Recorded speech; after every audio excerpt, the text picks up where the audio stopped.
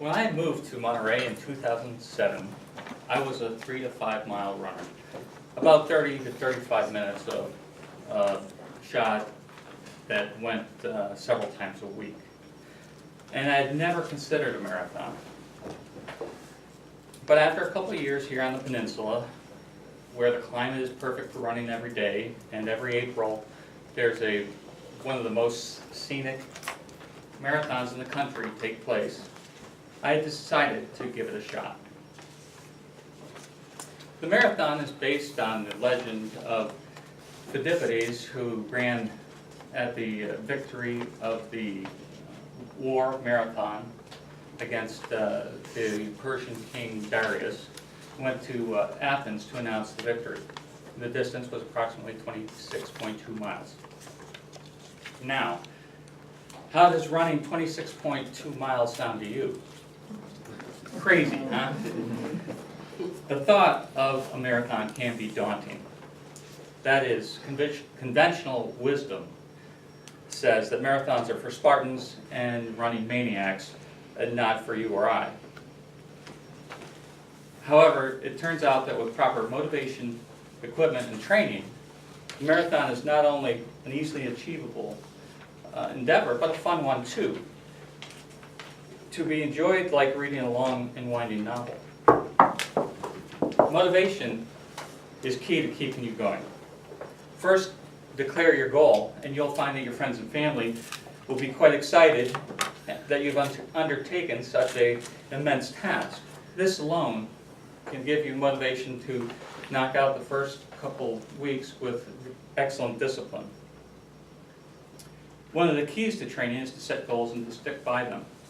Keeping a log and seeing your miles accumulate over time can be very motivating too. And while running is an individual sport, running with friends or clubs can provide a human element to motivation. This works best when you sync up with runners with similar running goals and abilities. Another motivator that can help along the way, as well as supply you with running shirts, is to participate in 5 and 10K marathons that are locally and regionally scheduled throughout the year. Having the proper equipment is important. It prevents injuries. While there's really not that much equipment required for running, there are a couple good guidelines to abide by. For clothing, light, comfortable outerwear is a great suggestion. Try to avoid anything new for race day, because new seams or tags can end up being quite annoying, and over 3.5 to 4.5 hour run, that can be excruciating. And of course, the most important part of the equipment for a runner are the shoes. This is the one area, since there's so little equipment, that you really shouldn't skimp on. Now, it's important to remember to ride on race day with neither old shoes that are worn out or brand new shoes.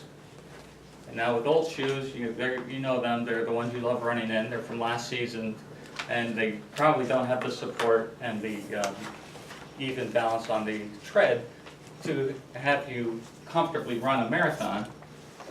And on the other side, a brand new shoe on running day can leave you with excruciating blisters. So one way to deal with that is to pick up a new pair of shoes about 4 weeks before the race and integrate them into your routine, where you can gradually break them in and have them ready to go for race day. Now, the third element, training, is critical for building endurance for a marathon. An estimate is that if you are already a 30-minute runner, it will take you approximately 16 weeks to prepare for a marathon. If you don't yet have the stamina for 30 minutes, build in another 10 weeks and take approximately 26 weeks to build up marathon capacity. Getting started is, of course, the first thing, and combinations of runs and walks is an easy way to get your body adjusted to the impact and build your endurance slowly. Your mileage should gradually increase each week, ultimately with your longest runs being 18 to 20 miles, a couple weeks before the marathon, where you can then give yourself a week or two to recover from your long runs. before the big marathon. The advantage of doing a 20-mile run before the marathon is that psychologically you understand that you're capable of doing this incredible feat. And the Big Sur is known for its hills, in particularly a fairly steep 2-mile climb at Hurricane Point, so be sure to include hill training in your runs. Again, this will strengthen you physically and strengthen you psychologically, because hills can be daunting and feel like they will never end.